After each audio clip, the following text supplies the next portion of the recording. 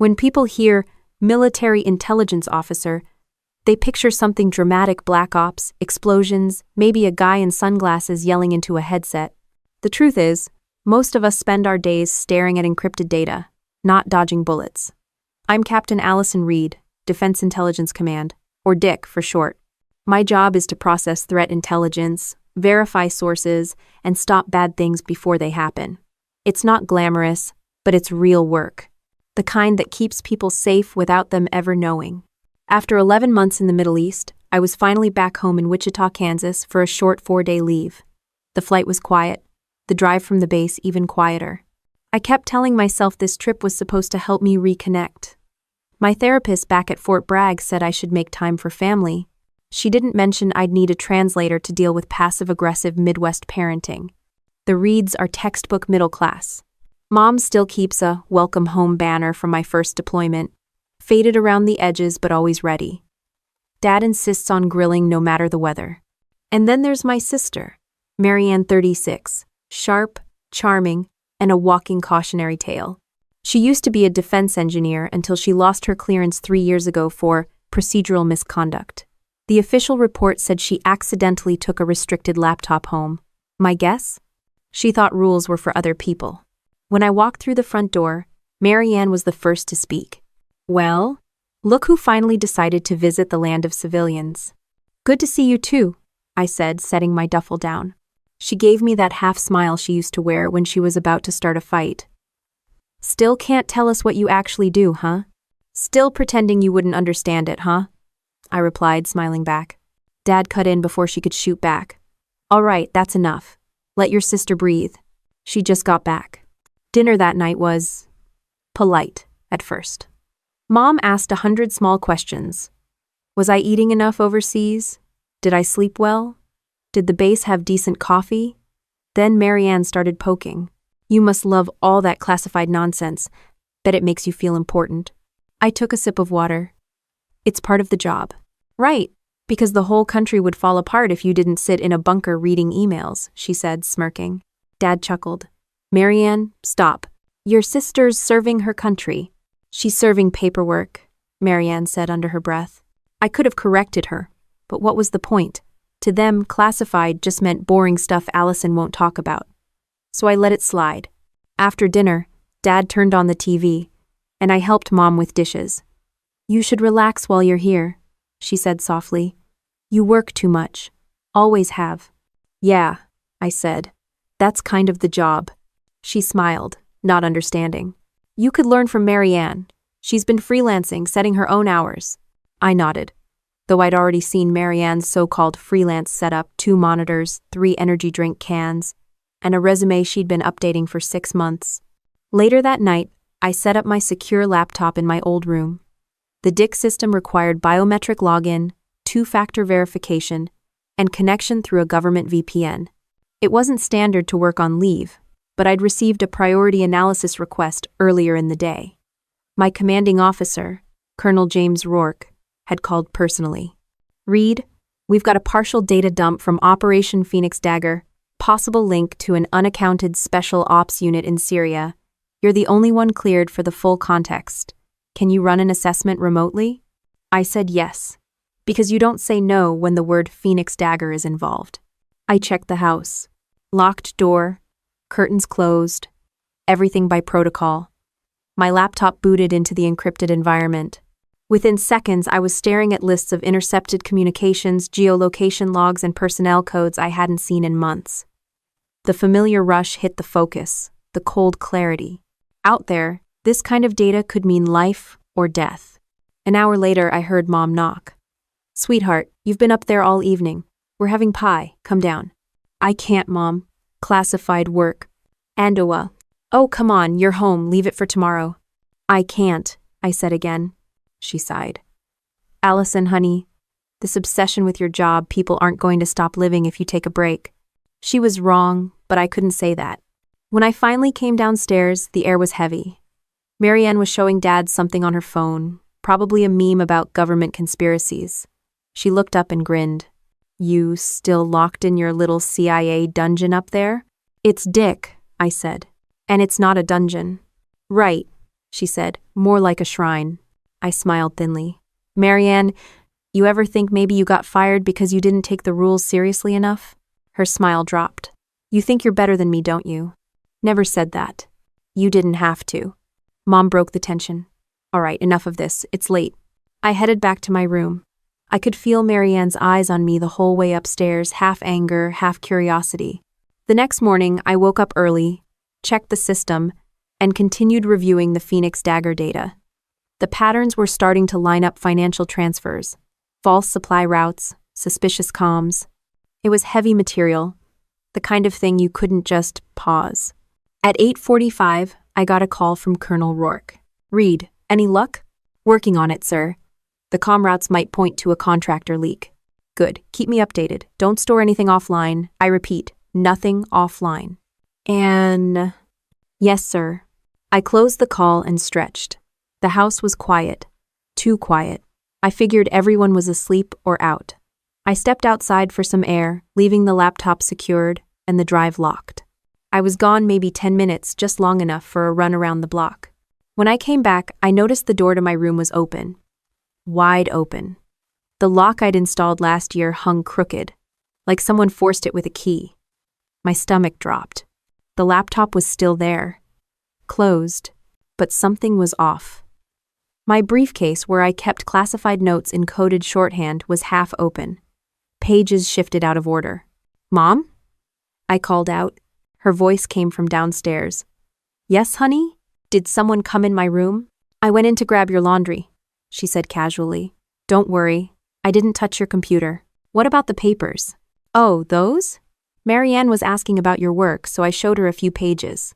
You should have seen her face. She finally realized what you actually do. The hallway tilted for a second. You did what? They looked harmless. It's just your reports or whatever. Nothing secret, right? I didn't answer. I walked down the stairs, heartbeat thudding in my ears. There, on the living room table, sat several of my documents spread open, pages flipped, coffee mugs sitting right on top of one marked, Confidential, Dick internal use only. Marianne held one in her hand, scanning it like a puzzle she couldn't solve. She looked up. You weren't kidding. This stuff's real. I stopped breathing. Marianne, I said quietly, put the papers down. She laughed. Relax. I'm not posting them online. You're acting like the FBI's about to kick in the door or something. I didn't answer. I just reached for my phone. My fingers tightened around the phone before I even realized I was doing it. The room went quiet, like the air itself was waiting to see what I'd do. Marianne glanced at me, still smiling, still oblivious. Why are you freaking out? She said, holding one of the documents higher. This stuff's full of codes and maps. Nobody outside your little spy circle would even know what it means. I took one step closer, keeping my voice steady. Marianne, put everything down. Don't read another line. Oh, come on, she said, laughing. You sound like an action movie. All list. Dad looked up from his recliner, confused. What's the big deal, Allison? It's just a few papers. They're not just papers, I said. They're classified defense intelligence materials. You're looking at restricted military data. Mom frowned, not quite believing it. You're exaggerating. We didn't do anything wrong. We're family. I took a breath. Family or not, it doesn't matter. This is federal-level restricted information. You can't access it. You can't even look at it. No. Marianne rolled her eyes. You really think the government's going to care that your sister glanced at your homework? The back of my neck burned. You sent anything to anyone? She froze. It was subtle, a half-second pause, but I saw it. Her shoulders tightened. Marianne, I said slowly, what did you send? Her tone shifted from smug to defensive. I just forwarded one file to Ethan. He works in defense tech. I figured he'd get a kick out of it. I felt every muscle in my body go rigid. You emailed a classified document? It was just a snippet, she said. I didn't even understand it. He's the one who works with encrypted systems. I didn't let her finish. I walked to the table, gathered the scattered pages into a pile, and slipped them back into my briefcase. My movements were calm, but inside I could feel the panic start to hum. Mom's voice wavered. Allison, honey, you're shaking. Because what she did, I said quietly, is a federal offense. Dad scoffed. Oh, stop. She didn't sell secrets to Russia. Not yet, I said. But if those files hit a private network, they'll trigger an internal security alarm within minutes. Marianne laughed nervously. You're not serious. I didn't bother responding. I opened my phone, accessed the Deke emergency application, and typed in my credentials. The red breach code 7 button sat at the bottom of the screen. Once pressed, it couldn't be undone. Mom saw it and reached for my arm. What are you doing? I'm reporting a classified data breach, I said flatly. You're calling the police on your own sister? She said, voice trembling. I met her eyes. No, I'm calling the military. The app verified my ID with facial scan, fingerprint, and location. My pulse thudded while it processed. Then the screen flashed. Alert transmitted, response initiated. Marianne stepped back. You can't be serious, Allison. I told you not to touch my work, I said. You chose not to listen. What's going to happen? Mom asked. Protocol, I said. They'll contain the situation, secure the materials, and question everyone involved. Dad stood, his voice rising. You're saying we're about to get raided by the goddamn army? Not raided, I said. Investigated. Outside, the faint rumble of engines grew louder. Marianne turned toward the window. That's not no way. I looked at my watch. 10 minutes. That's how fast they move when classified material hits a non-secure device. Mom gasped. Oh my God, Allison. What did you do? What I'm required to do, I said. The engine stopped. Then came the sound of car doors slamming, one after another. A man's voice shouted outside, clear and commanding. Army counterintelligence response! Everyone remain inside! Dad went pale. You actually called them. I didn't call anyone. I just followed the rules I'd sworn to uphold. The doorbell rang once, then again. Loud, heavy knocks followed. Open the door! Army counterintelligence! Dad froze halfway between the hallway and the door. I'm not opening that. The knocks turned into pounding. Marianne's voice cracked. Allison, please tell them it's a mistake. It's not a mistake, I said. It's a breach. The front door burst open before anyone could reach it. The frame splintered as 4 soldiers in tactical gear swept in, rifles pointed down but ready. Their movements were sharp, controlled. The lead agent shouted, Hands where we can see them. Mom screamed. Dad dropped to the floor instinctively. Marianne stood frozen, her phone still in her hand. Place the device on the ground, the agent barked. She hesitated. He took a step forward. Now. She dropped it. Another soldier turned to me. Captain Reed? Yes, I said. Confirming you're the reporting officer for Breach Code 7? Confirmed, I said. Unauthorized access to Defense Intelligence Command data. One individual transmitted material externally to a defense contractor contact. Understood, the agent said, signaling to the others. Secure the house. Bag all materials. 2 soldiers moved through the living room, photographing every surface. Another collected my laptop and briefcase. Mom looked at me, eyes wide with disbelief. How could you do this to your family? This isn't about family, I said. It's about national security. The agent beside me nodded slightly, almost like he agreed. Then he turned to the others. Clear second floor. Marianne started crying, her voice shaking. I didn't know it was that serious. I just wanted to see what she was hiding. I kept my eyes on the floor. Ma'am, one of the soldiers said to her, you're going to have to come with us. You're under federal custody for unauthorized access to classified defense material. Mom lunged forward. She's my daughter. The soldier blocked her gently but firmly. Ma'am, please step back. Dad's voice broke. You can't just take her. The lead agent glanced at me. Captain, we'll need a verbal statement for the record. I nodded. At approximately 0900 hours, I discovered classified documents had been removed from my secured workspace without authorization. I initiated emergency protocol. Family members were present and made contact with restricted material. One individual, Marianne Reed, transmitted a portion of that data to a private contact, later identified as an employee of Defense Tech Analytics. The agent recorded it on his body cam, his face unreadable. Copy that. You did the right thing, Captain. Marianne's face twisted in disbelief. The right thing? You destroyed your own sister's life? I wanted to tell her she'd done that herself, but the words stuck somewhere between my throat and my chest. The soldiers escorted her out, hands behind her back. Mom shouted. Dad demanded answers, but no one answered them. The door shut, leaving the house heavy and silent except for the radio chatter in the agent's earpieces. I stood there, hands still trembling, the red light on my phone blinking faintly confirmation that the alert had done its job. The lead agent walked back over.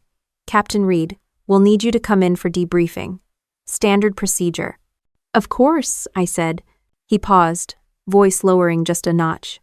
You understand this won't stay quiet, right? Once defense tech's involved, this becomes bigger than family. I understand, I said. He gave a short nod, then turned toward the door, signaling the others. I watched as the last agent stepped out, leaving the smell of dust and cold air behind. For a moment, no one spoke. Mom stood in the corner, shaking her head, whispering, You called soldiers on your own blood. Nah. Dad stared at me like he was looking at a stranger. I reached down, picked up my badge from the table, and clipped it to my belt. No, I said quietly. I called them on a breach. The words hung there, heavy, until even the silence started to sound like judgment. The ride to the field office felt longer than it was. No one talked in the back of the armored SUV.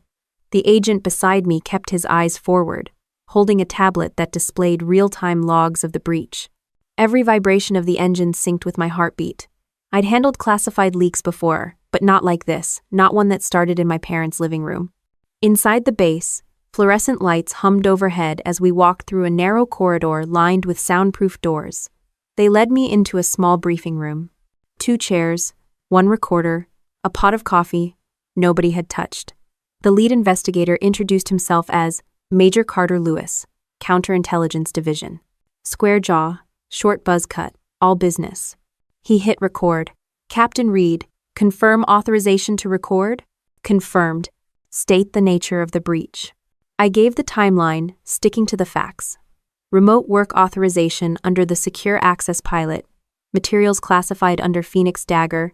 Breach discovered at approximately 0900. Unauthorized contact identified as Marianne Reed. I didn't use the word sister. Lewis stopped typing halfway through. Just to clarify, the subject is your immediate family member? Yes, sir. He nodded once, jotting it down. That's going to complicate things.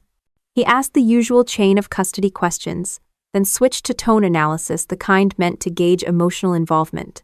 Do you believe she intentionally sought to access classified material? Yes. Do you believe she understood the sensitivity? She worked defense contracting for 6 years. She knew better. Though. He paused, watching me closely. You sound calm for someone who just saw her family detained. I kept my hands flat on the table. Panic doesn't help anyone, sir. He nodded again, almost approvingly. Good answer. 2 hours later, they released me pending review. Officially, I was a cooperating officer in an active counterintelligence case. Unofficially, I was the soldier who'd triggered a domestic raid on her own family. The hallway whispers followed me all the way to the exit.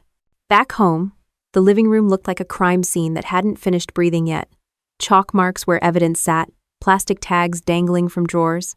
Mom was crying on the porch, talking to a public defender on speakerphone. Dad sat motionless in his chair, staring at the dented front door. He didn't look up when I walked in. Where's Marianne? I asked. They took her to Fort Leavenworth, Mom said between tears. They said she's under federal hold. That's standard. Standard? Dad snapped, finally looking at me. You call this standard? Our daughter's in cuffs because of you. She's there because she broke federal law. She's there because you overreacted. I bit back the first reply that came to mind. The truth wouldn't help here. Dad stood up. You've spent your whole career treating this family like an inconvenience. Now you've turned it into an enemy. I did my job. You called in the military on your own blood. No, I said quietly. I called them on a breach. Mom's voice cracked. What happens to her now? There'll be an investigation. If she sent that file outside the system, she'll be charged. She didn't mean to, Mom said. Intent doesn't matter with classified data. The system doesn't care about feelings. The front door creaked. Outside, 2 men in suits approached the porch federal investigators. One flashed his badge. Captain Reed? We need access to your devices for full trace analysis. No. I handed over my phone and secondary authentication key. They spoke in quick shorthand, confirming serial numbers and encryption tokens. It was a language I knew by heart, but hearing it applied to my case made my stomach twist. While they worked, I slipped into the kitchen. The coffee pot was still half full from the morning. I poured some out of habit, then set the mug down without drinking. A low buzz came from the dining room. One of the agents answered his radio, listening intently. Copy that. We've confirmed secondary transmission through a Defense Tech Analytics server. My heart dropped. I stepped closer. What did you just say? He glanced at me but didn't answer.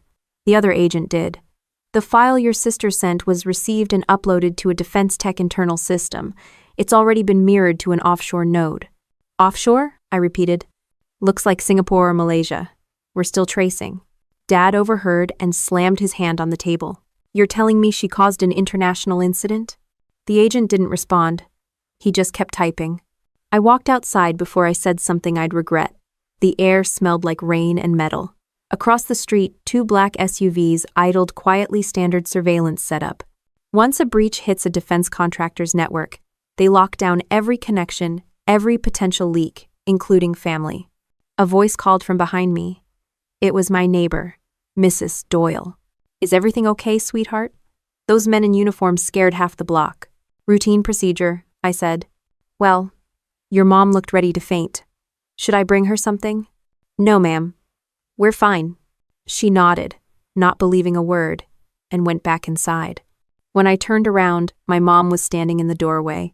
Her face was wet and pale. They said the FBI's coming too. They think Marianne leaked something to a foreign company. It's not think, Mom, it's confirmed. And free. She didn't know, she said again, voice breaking. She couldn't have known. She knew enough to email a contractor. The phone rang, unknown number. Secure line. I stepped aside to answer. Captain Reed. It was Colonel Rourke. We've reviewed the preliminary report. You followed every protocol exactly, but the breach is now officially classified as intentional compromise. That means counterintelligence takes full jurisdiction. I understand. He hesitated. You also understand your own family's under federal indictment? Yes, sir. Good. Don't discuss details with anyone outside the agency. And, Captain, yes? You did the right thing. Not everyone could have done it. The call ended before I could respond. Inside, Mom was still pacing. Your colonel? Did he say she's going to prison? Not yet. It depends on what Defense Tech did with the file. Dad barked a laugh. You mean the company that your sister's boyfriend works for? You think they'll just confess? Ethan's not her boyfriend anymore, I said. Oh, that makes it better. The agents started packing up their equipment. One of them, the older one, stopped near me. For what it's worth, Captain, this is one hell of a mess. But your report probably saved a dozen careers already. Maybe more. Not mine, I said. He gave a faint grin. You'd be surprised. They left without another word. The house felt smaller once they were gone. Upstairs, I opened my laptop. Not the secure one, just my personal machine. The news cycle had already found the story. Defense contractor under investigation after data leak. Linked to U.S. Army officer's family. My name wasn't in the article yet, but it was only a matter of time. I closed the screen. Downstairs, Dad's voice rose again. I hope you're proud of yourself. Your rules just tore this family apart. I didn't answer. I walked into my old room, shut the door, and leaned against it. For the first time since pressing that alert button, the adrenaline started to fade, and the exhaustion hit all at once.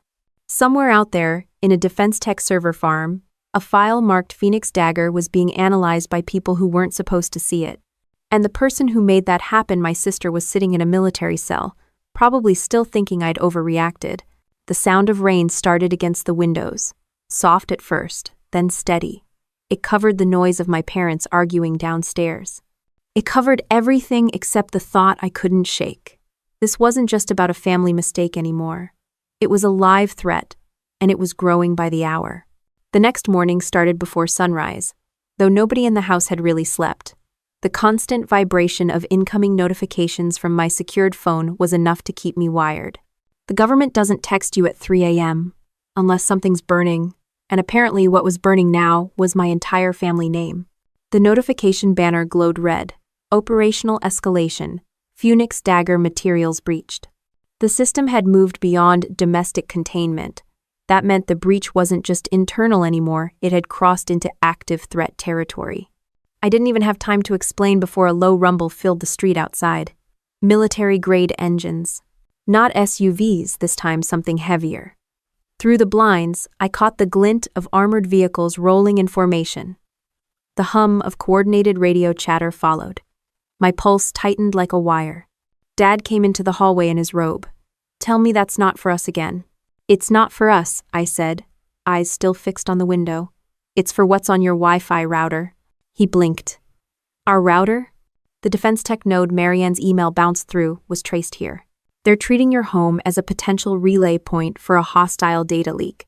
Before he could respond, headlights swept across the wall.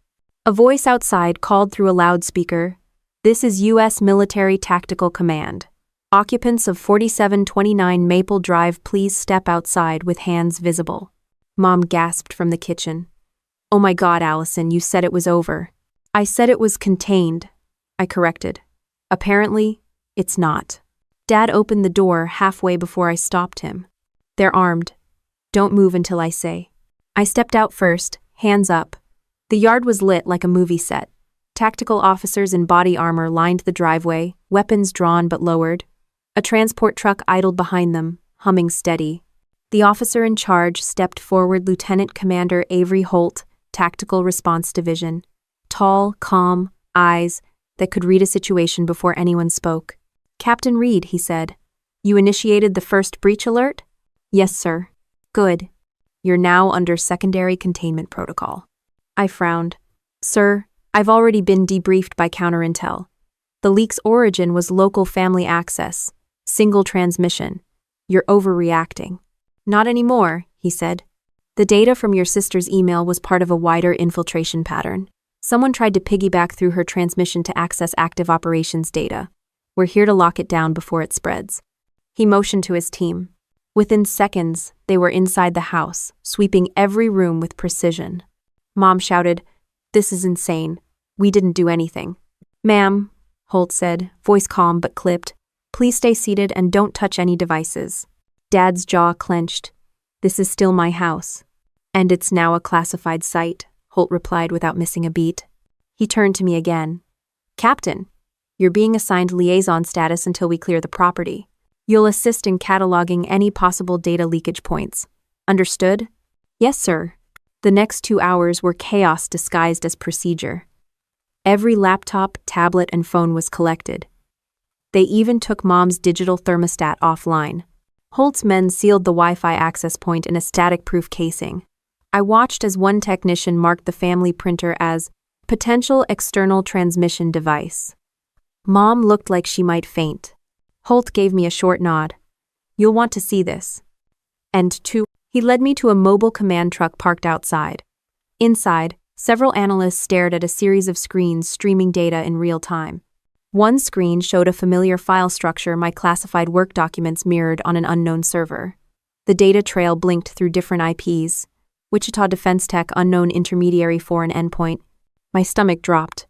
Is that what I think it is? Holt didn't sugarcoat it. It's live. Whoever grabbed the Defense Tech copy is still pulling fragments from cached memory. They're using your sister's credentials as cover. Can you stop it? We're trying. One of the analysts shouted from behind us. "Sir, secondary extraction attempt just initiated from the same node." Holt turned to me. "Captain Reed, how many people had access to your Phoenix Dagger clearance keys?" "Just me," I said, "and my co." He glanced at the monitor. "Then someone cloned your access credentials. That means they got deeper than we thought." I leaned closer to the screen. "What's the data signature on the clone?" He pointed to the encryption pattern. "Looks like an internal replication. They didn't just steal a document, they're attempting to spoof your authorization pipeline." "That's impossible," I said. "That's a level 5 defense lock. You can't brute force that in under a week." "Unless they didn't have to brute force it," Holt said. "Unless they got your metadata from an unsecured personal backup." I felt the blood drain from my face. My old backup drive's still in my closet upstairs. He keyed his radio instantly. "Eagle Team, check the upstairs bedroom closet. We're looking for a local drive. Black casing, silver latch. Within a minute, a voice came through. Confirmed. Found a 2 terabytes drive connected to a personal laptop. Looks like recent access. My throat went dry. That laptop wasn't even online. End quote. It didn't need to be, Holt said. Somebody could have paired it through a remote tether when your sister connected to the Wi-Fi yesterday. She opened a door you didn't even know was unlocked. He turned to the analyst again. Cut all remote activity from that endpoint. Pull power from the main breaker if you have to. The analyst typed furiously, then exhaled. Connection severed. The room stayed silent for a few seconds. Everyone watching the last data thread blink out. Holt finally spoke. All right, that stops the bleeding. Now we find out how deep it went. He looked back at me. You realize this means your sister's not just facing internal charges anymore. This hit a foreign endpoint. That's espionage-level jurisdiction. I nodded barely. She didn't plan that. I know, but intent doesn't matter at this level, impact does. Outside, the sun had climbed high enough to turn the wet asphalt into a dull mirror. Soldiers still moved through the yard, sealing boxes, labeling evidence. The neighbors had gathered behind their curtains, pretending they weren't staring. Mom was sitting on the porch steps, pale and silent. Dad stood beside her, arms crossed. The look he gave me wasn't angry anymore. It was something worse. Disbelief. Holt joined me outside. We'll be setting up a temporary command node here for the next 24 hours. Once Counterintel finalizes their trace, they'll pull your sister into federal custody at Leavenworth. You'll need to attend the preliminary inquiry as both a witness and a reporting officer. I nodded again, though my mind was still on the server logs. Sir, can you tell me one thing? He waited. If we hadn't caught it this early, what would have happened? He studied me for a long second, then said, let's just say someone out there was seconds away from holding a map to 3 active intelligence operations. You pressed the panic button at the right time. He walked off to coordinate his team. Inside, the house was almost unrecognizable bare walls, unplugged electronics, cables tagged with yellow tape. The air smelled like ozone from the EMP countermeasures. Mom whispered as I passed. They treated us like criminals. I stopped but didn't turn. No, Mom. They treated the situation like a threat. She didn't respond. From the corner of my eye, I saw Holt step out with his radio. Voice calm as always. Command. Local site secured. Data flow terminated. Transmitting initial containment report now. The static from his mic faded into the quiet hum of the truck engines, leaving only the echo of boots on wet pavement and the dull realization that whatever this was, it wasn't close to being over. The walls of the tactical truck were thin, but even from the front yard, I could hear the words counterintelligence directive being tossed around like shrapnel. By the time I walked back inside, the command post had already transitioned from a containment site to an active investigation hub. And when counterintelligence steps in, it stops being about family, it becomes about liability. Major Carter Lewis returned, flanked by 2 federal agents in plain suits. Their badges read Defense Criminal Investigative Service, DCIS, the guys who handle the kind of screw-ups that make headlines if you're not careful. They didn't bother shaking hands. Captain Reed, one said, we're assuming control of your case effective immediately. Holt, the tactical commander, gave a curt nod. You're all clear to proceed. The agent gestured for me to sit. We've been reviewing the server traces. The Phoenix Dagger data was copied, fragmented, and then recompiled on a Defense Tech test server. That same server was flagged last week for unauthorized access by a foreign consultant. I felt my stomach turn. You're saying this wasn't random? It never is, the agent said. Your sister's action created a perfect cover for an internal mole. They piggybacked through her transmission to mask their own extraction. She opened the door and someone else walked through it. Dad's voice cracked from across the room. She didn't even know what she was doing. You can't pin this on her. The agent didn't even look at him. Sir, your daughter transmitted classified material through an unsecured private network. That's not an accident. That's negligence, and negligence at this level can cost lives. Mom started crying again. Holt, still standing near the entryway, gave me a look that said, keep quiet. Let them work. The younger DCIS agent flipped through a folder. Captain Reed, Do you have any reason to believe your sister's contact Ethan Walker was aware of what she sent? He's a former defense tech engineer. If he saw a classified header, he'd know exactly what it was. Then why didn't he report it? Because he's either complicit, I said, or scared. The agent nodded. We'll find out which one. Houting. They began cataloging devices for transport, logging every serial number, every timestamp. The house looked like a war zone disguised as a living room. Mom sat on the couch, arms wrapped around herself, whispering prayers under her breath. Dad just stood by the window, watching the trucks outside like he was waiting for them to disappear. Carter Lewis pulled me aside quietly. Reed, I need you to prepare a written statement for the board review. They're going to want a full timeline, your actions, your calls, your exact procedures. Be specific. I already filed an initial report. Not good enough. They'll want narrative detail. Treat it like a deposition. I nodded. He paused, then added, For what it's worth, your team at Fort Bragg backed you completely. Colonel Rourke said you're one of the few officers he trusts not to panic under pressure. I'm sure my family feels the same way, I muttered. He smirked just enough to prove he'd heard me. An hour later, they moved me to a makeshift debrief room inside the command truck. 2 investigators sat across from me, the younger one typing while the other read questions off a tablet. When you initiated the breach alert, the senior one said, did you believe your family understood the gravity of the materials? No, I said. That's the problem. They never believed anything I did actually mattered. Do you think that's why your sister accessed your work? I think she wanted to prove I wasn't as important as I claimed to be. He typed something, then looked up again. Do you regret pressing the alert? I hesitated. No. I regret that it was necessary. The session lasted 90 minutes. By the time I stepped out, Holt's team was packing up. The armored vehicles were leaving, replaced by 2 black sedans and an evidence transport van.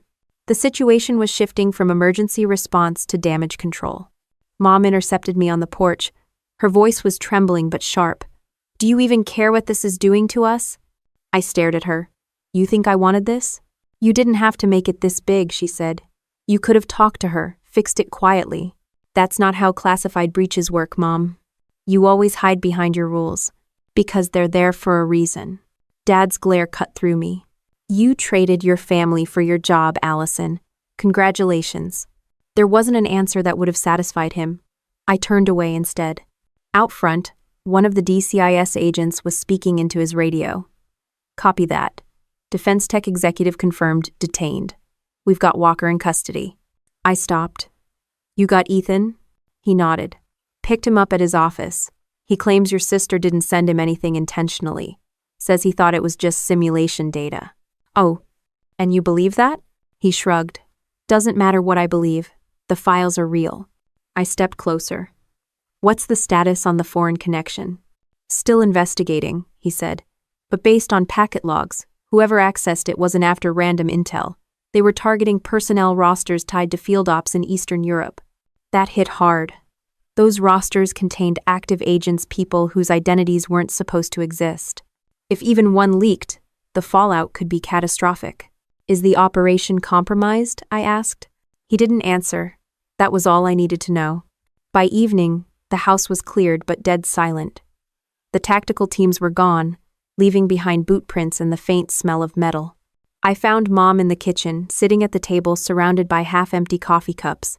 She looked exhausted. Smaller somehow. They're saying Marianne's being charged under federal code, Allison. They said she could face prison. I kept my voice even. It's not finalized yet. She's your sister, Mom said. You can't let this happen. I can't stop it. You mean you won't? I leaned on the counter, staring at the wall. You don't get it. The data wasn't just paperwork. It was field intelligence people's lives. If that leak reached the wrong hands, she cut me off. They're your family's lives too. There wasn't anything else to say. That night, I drove back to base for another briefing. The conference room lights flickered under the hum of projectors. Maps, data lines, intercepted metadata, it all pointed to one conclusion. The Phoenix Dagger breach was now officially classified as a national-level compromise. Colonel Rourke stood at the head of the table, arms folded. Reed, I want you on the Internal Trace Task Force. You know the signatures better than anyone. And frankly, you're too close to the source to stay uninvolved. I'm already the reason this blew up, I said. That's exactly why I want you on it. You'll make damn sure it doesn't happen again. He handed me a fresh clearance badge. Temporary assignment. Counter, Intelligence Liaison, Phoenix Dagger Task Force. Get some rest, he said. You're going to need it. But rest was impossible. I sat in my car outside headquarters, staring at the badge in my hand. The words on it meant power, trust, access. They also meant isolation. When I finally drove home, the street was dark, the command trucks gone. My parents' porch light was off for the first time I could remember. Inside, the walls echoed with silence.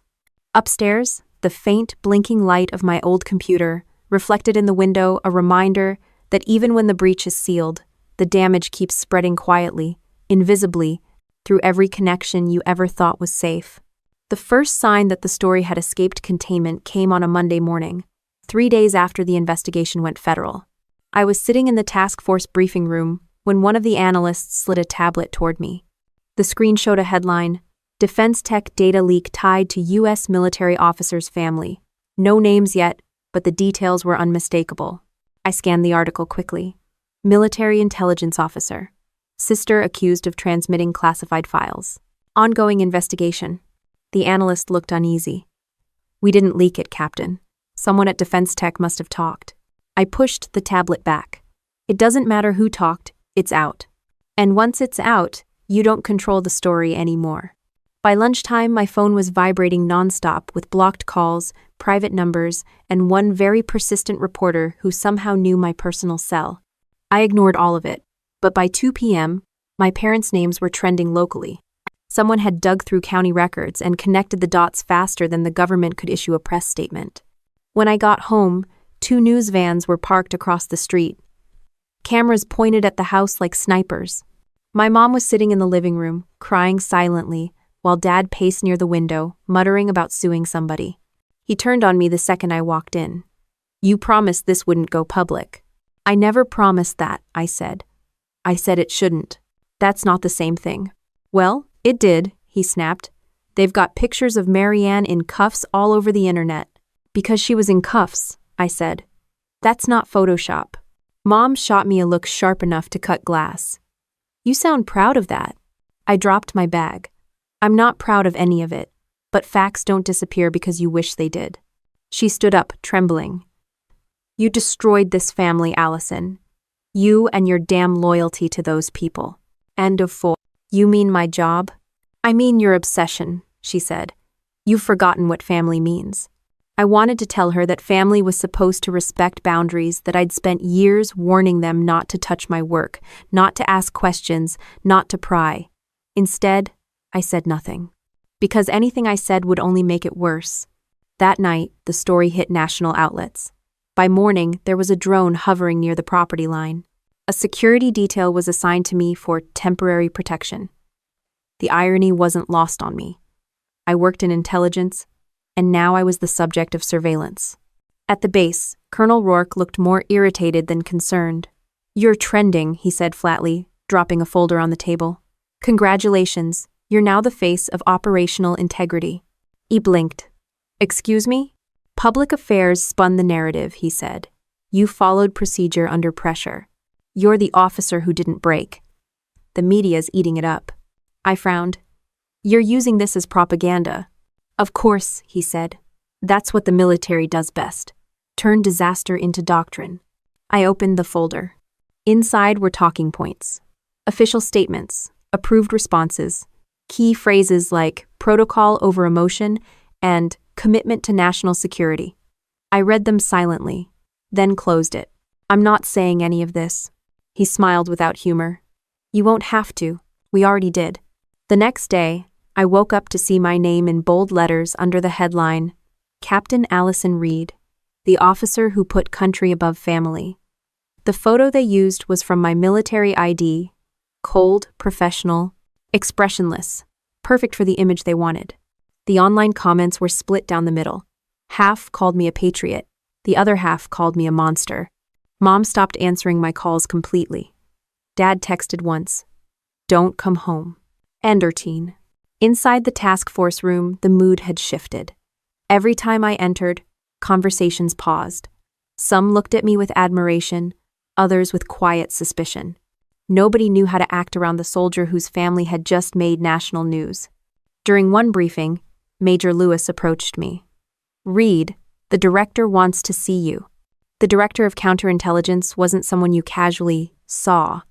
His office was a bunker inside the bunker. When I walked in, he didn't offer me a seat.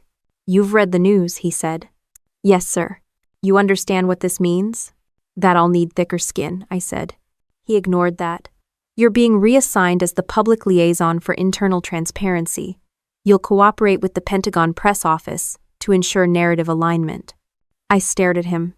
"You're making me the face of my own family's downfall?" He smiled faintly. "That's one way to put it.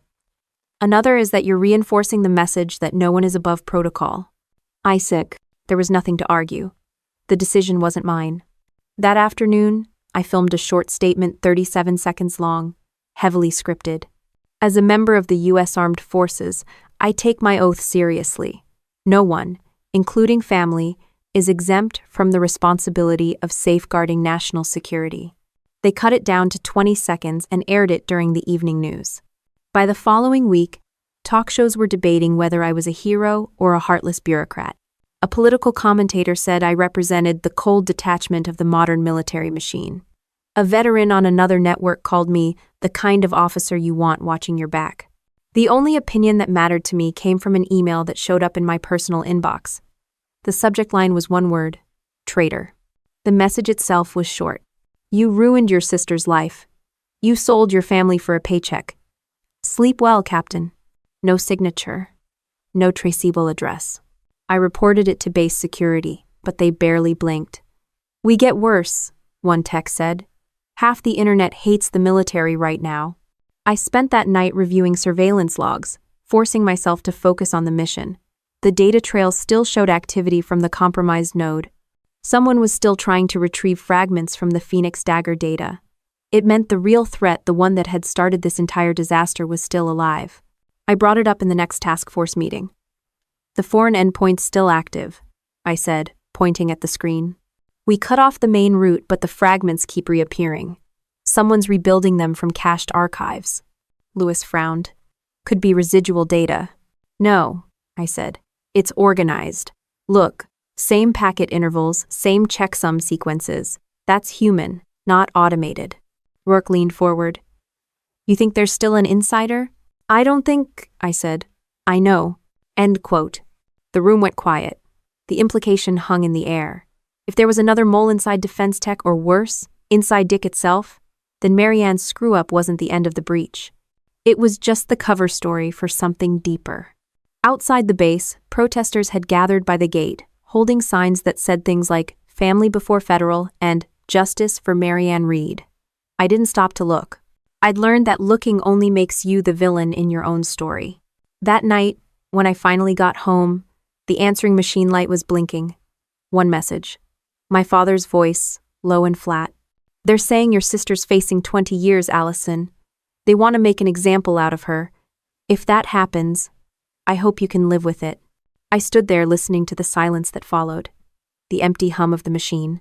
In the background, outside the window, a drone hovered again, quiet, patient, waiting. Not press this time. Government issued. They weren't watching my family anymore. They were watching me. The drone was still there the next morning, hovering at the same altitude, same quiet hum. Whoever was operating it didn't bother hiding anymore. I could tell it wasn't media wrong flight pattern, wrong signal signature. That meant one thing: internal surveillance. They were watching me too. I poured coffee into a paper cup and watched through the blinds. Across the street, a black sedan idled at the curb. Same one that had followed me from the base last night. Nobody inside made a move. That's how the system works when you're under scrutiny. They don't confront you. They just wait for you to crack. At 0900 sharp, I drove back to Fort Bragg. Colonel Rourke was already in the briefing room, his sleeves rolled up, face drawn tight. The digital board behind him displayed 3 names: Marianne Reed, Ethan Walker, an unknown asset, codename Greyfall. He didn't waste time. We found the link. I sat down. Between who? Between your sister's email transmission and a foreign handler operating through a defense tech proxy. We traced encrypted handshakes across 4 continents. I stared at the screen. Greyfall. Rourke nodded. That's the code name. Whoever it is, they were inside our network long before your sister hit send. Her mistake just gave them the door they needed.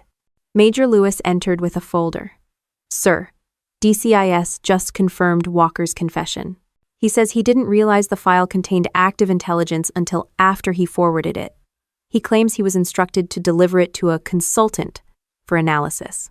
Which consultant? Rourke asked. Lewis flipped a page. No name, just a contact address in Brussels. The IP traces to a firm tied to defense acquisitions. Indirectly, that points to Greyfall. Rourke exhaled through his nose. So now we've got 2 problems, a foreign breach, and the face of that breach plastered across national TV. He turned to me. Reed, you're going to hate what I'm about to say. That was never a good preamble. Command's considering offering your sister a plea deal, he said. They want her to cooperate in an intelligence sting.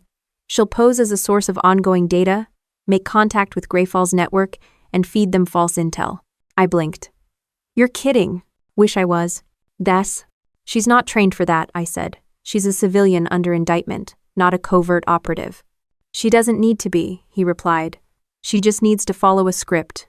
We'll handle the rest. And if she refuses? She doesn't get the deal. She faces full sentencing under espionage statutes. I leaned back, trying to process. They're turning her into bait. Rourke didn't deny it.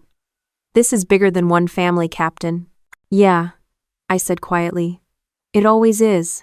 That night, I drove to the federal holding facility in Topeka. Getting clearance took 2 hours. They brought Marianne into the interview room in an orange jumpsuit, wrists cuffed to the table. She looked older, thinner. Her usual sharpness had faded into something dull and tired. Well, she said, forcing a smirk. Look who decided to visit the criminal. I sat down. They're offering you a deal. I've had enough of those. This one's different. You cooperate, they'll reduce your sentence. Her eyes narrowed. And in return, you'll help identify the people behind the breach. You'd be part of a controlled operation. She laughed once bitterly. You mean you want to use me? They're going to do it with or without your consent, I said. At least this way, you have some control. She studied me. Why are you even here, Allison? To convince me to serve the same people who ruined my life? I swallowed hard. Because this could stop something worse. She looked away. You always sound like a government brochure. There was a pause long enough to make the fluorescent lights hum louder. Then she asked, Would you take the deal if it were you? Yes, I said without hesitation. Because sometimes the only way out is through. She leaned forward, lowering her voice. And what happens when I screw up again? You gonna press another button? If you screw up again, I said, I won't have to. I know. The guard ended the session after 40 minutes. As they led her away, she turned back once. You're not doing this for me. You're doing it because it's easier than admitting you destroyed your family. Maybe she was right. But that didn't make her wrong. Back at the base, Rourke was waiting with an update. She's agreed, he said. The op starts tomorrow. We're calling it False Signal. You'll oversee the data transmission and security response. End of 4. Why me? Because she won't trust anyone else. The next morning, the operation began. Marianne was transferred to a secure comms facility. Through a one-way observation window, I watched as she logged into a fake defense tech terminal, hands shaking slightly as she followed scripted prompts. Lewis monitored from the control console. She's sending the first packet now. On the other screen, digital indicators flickered.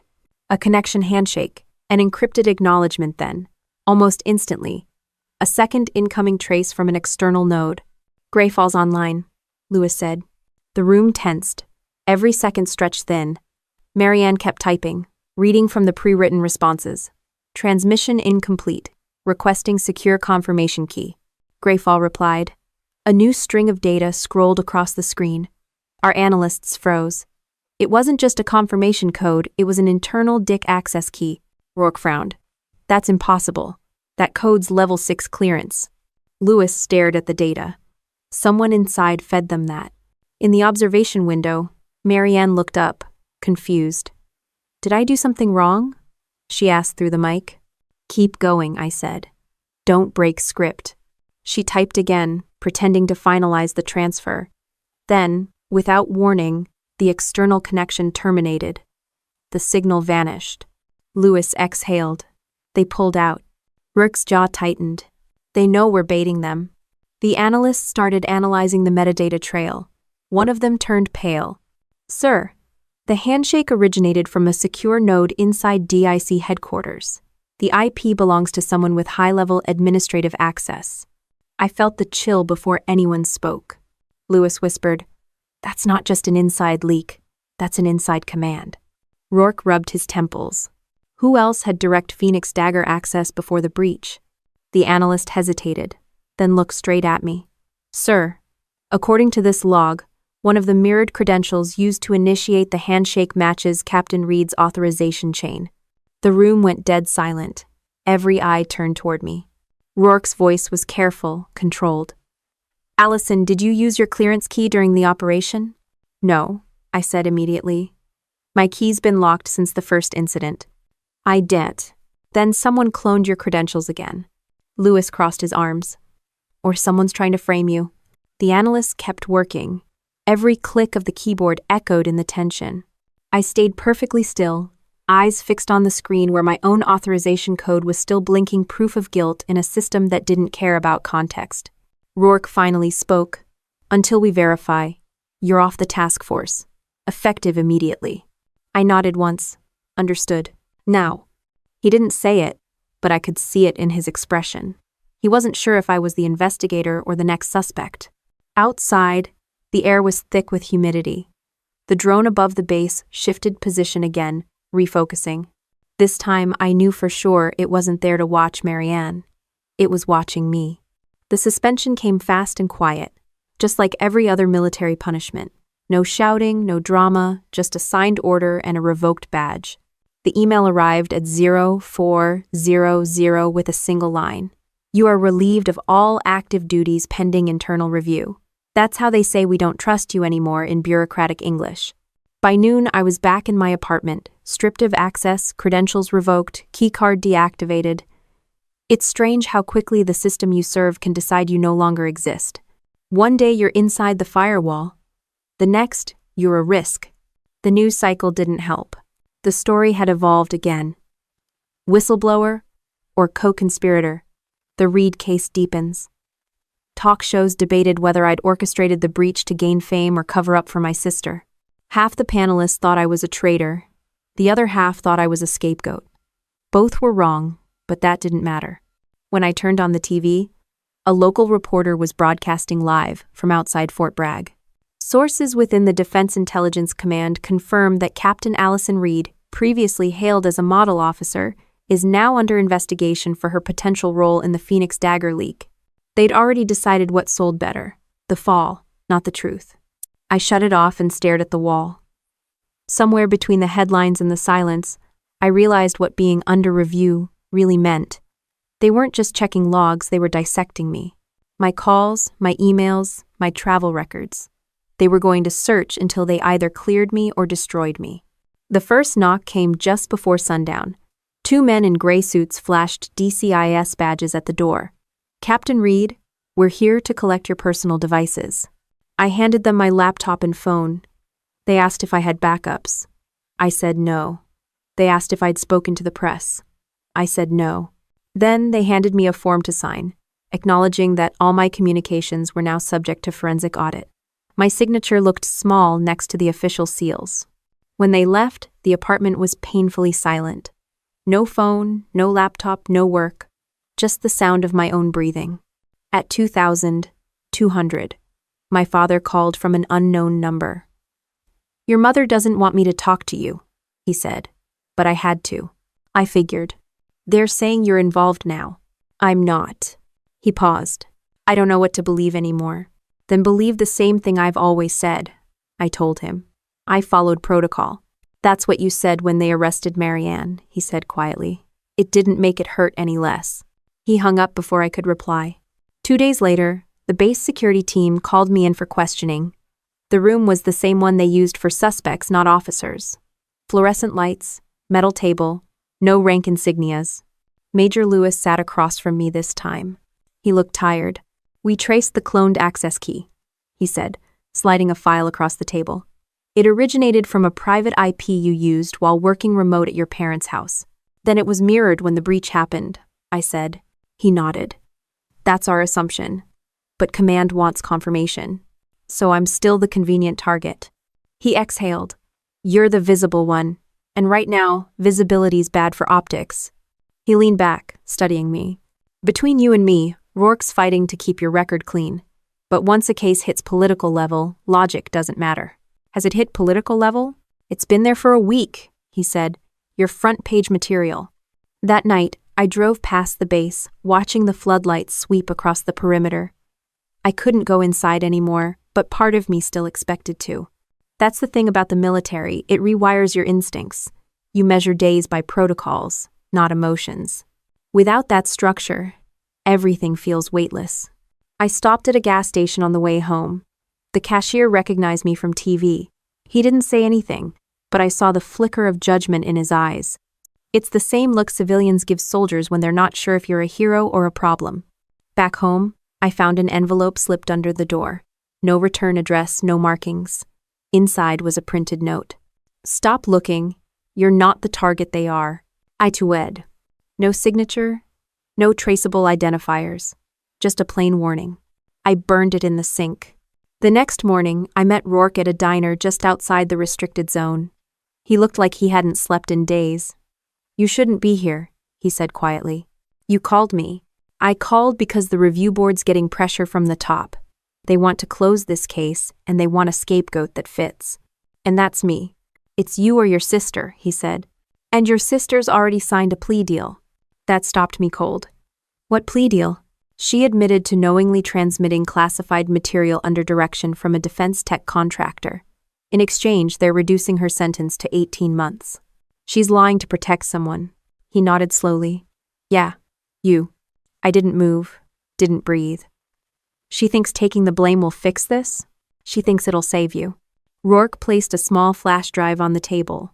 This is the internal review's evidence cache. Access logs, timestamps, everything they've built against you. I'm not supposed to have it, but you deserve to see what you're fighting.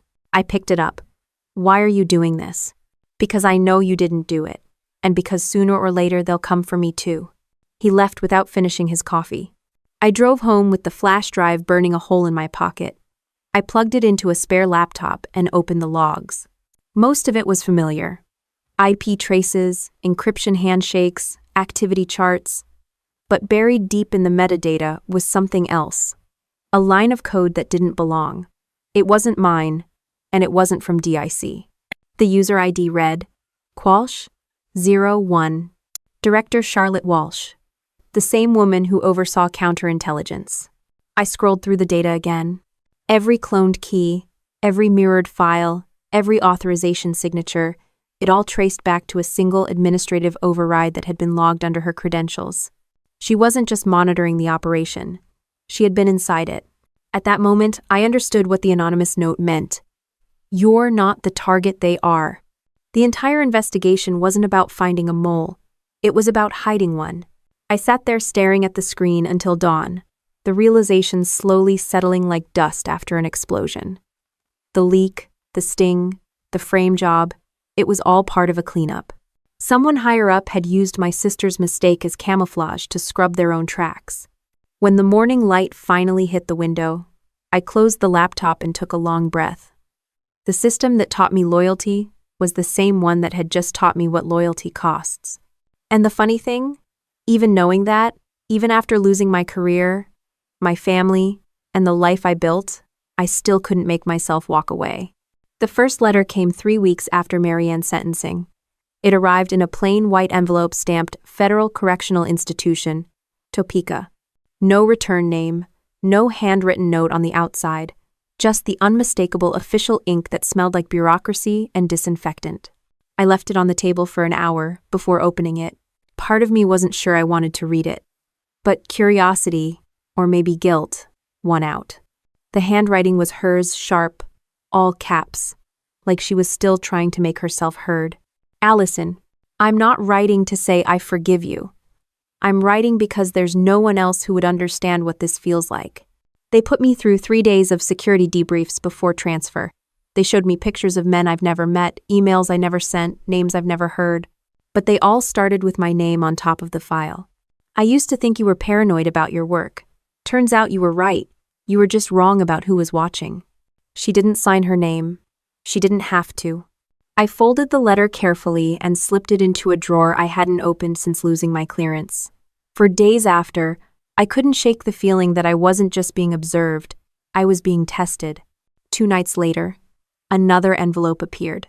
Same postmark, same mechanical type. They're making me take courses on classified ethics.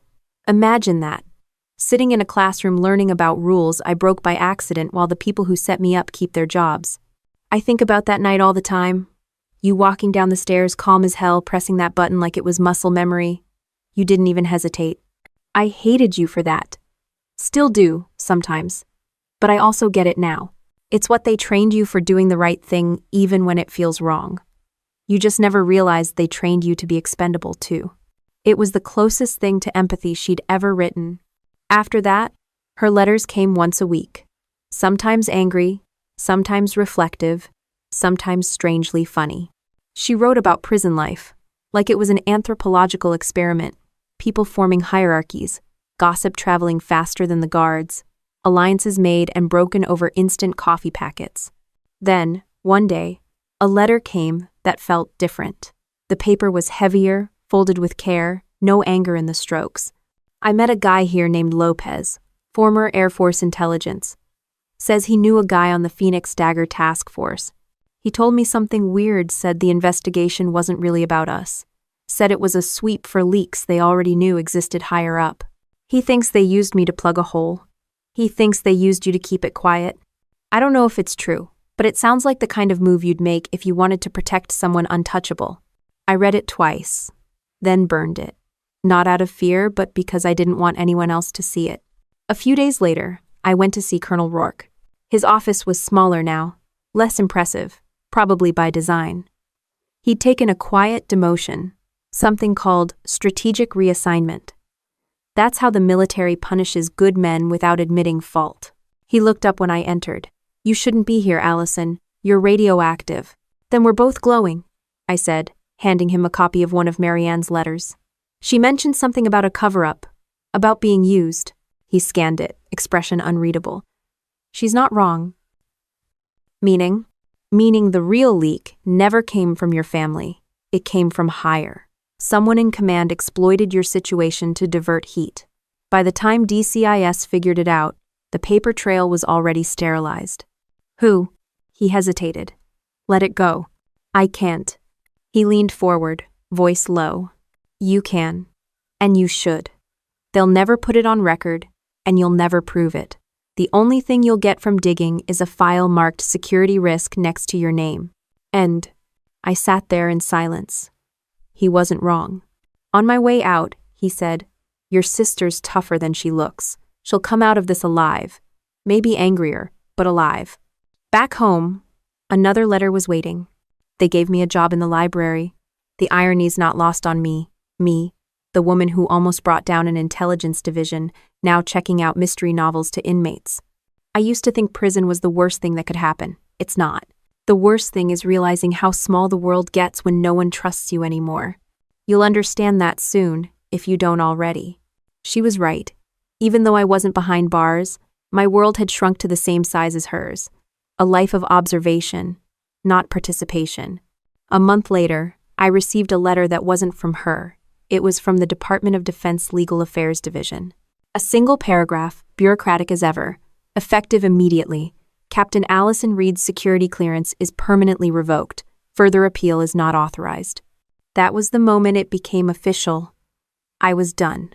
No medals, no ceremony, not even a thank you. Just an automated message confirming that the system I'd defended no longer considered me trustworthy. For a few days, I thought about visiting Marianne in person. Then I received another letter. "Don't come. I don't need you to see me like this. And I don't want to see you pretending you're fine. Besides, I heard they gave you the full discharge. You're free now. Congratulations. You finally got out without breaking the rules." There was no bitterness in that one. Just resignation. Weeks passed. Her letters stopped coming.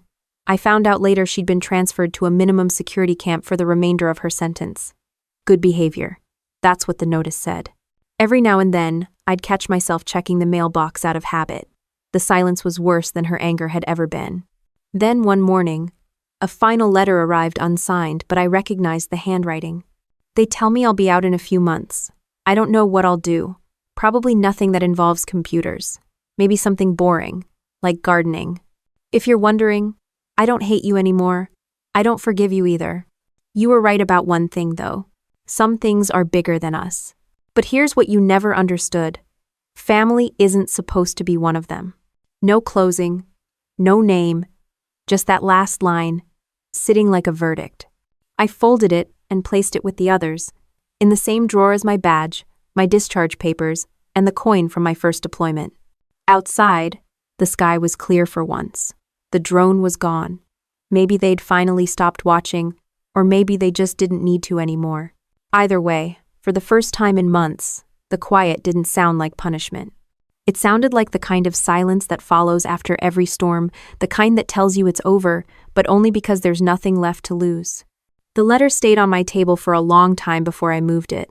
Sometimes I'd glance at it while making coffee, half expecting the ink to fade like a dream that had gone on too long. It didn't. It just sat there, quiet proof that everything had happened, and that none of it could be undone. 3 months later, Marianne walked out of prison. I didn't go to meet her. It felt wrong to turn something private into a performance. But that didn't stop me from parking across the street, watching through the windshield as she stepped into the sunlight for the first time in nearly 2 years. She looked thinner but stronger, like someone who'd stopped trying to be liked. Our parents were there, of course. Mom hugged her. Dad tried not to cry. They didn't see me, which was probably for the best. I watched her smile. Small, tired, but real. And for the first time, I realized she didn't need me to fix anything. She'd already decided how to live with what happened. I started my own version of that process a week later. The Army had already finalized my discharge. Administrative separation due to security compromise. That's what the paperwork said. It sounded clean, almost respectable, if you didn't know the details. I was still technically honorably discharged, though that label meant about as much as a participation trophy. For the first few months, I couldn't sleep past 0500. My brain had been wired too long for operational rhythm. I'd wake up waiting for an assignment, an encrypted call, a mission brief. What I got instead were unpaid bills and the occasional wrong number. I found work consulting for a private security firm. The irony didn't escape me. One of the guys who hired me asked if it was weird going from classified operations to civilian nonsense. I told him not really. The difference between the two was mostly who got to lie about what. My apartment became my new base, clean, quiet, and empty enough that every sound carried. The medals were still boxed. The uniform hung in a closet like something that belonged to a different person. Sometimes I'd open the door and look at it, wondering if it still fit. I never checked. Then, one evening, a small package arrived. No return label, no sender. Inside was a simple black case, and inside that, a medal. The Defense Meritorious Service Medal engraved, unsigned, unannounced. No letter, no citation. Just an object meant to say we can't admit it publicly, but we know. That was the military's version of an apology, a quiet nod sent through internal mail. I placed it beside my old badge and sat for a while. That medal, the letters from Marianne, the discharge papers, they all looked like fragments of someone else's life scattered across my table. Later that night, my phone buzzed with a number I didn't recognize.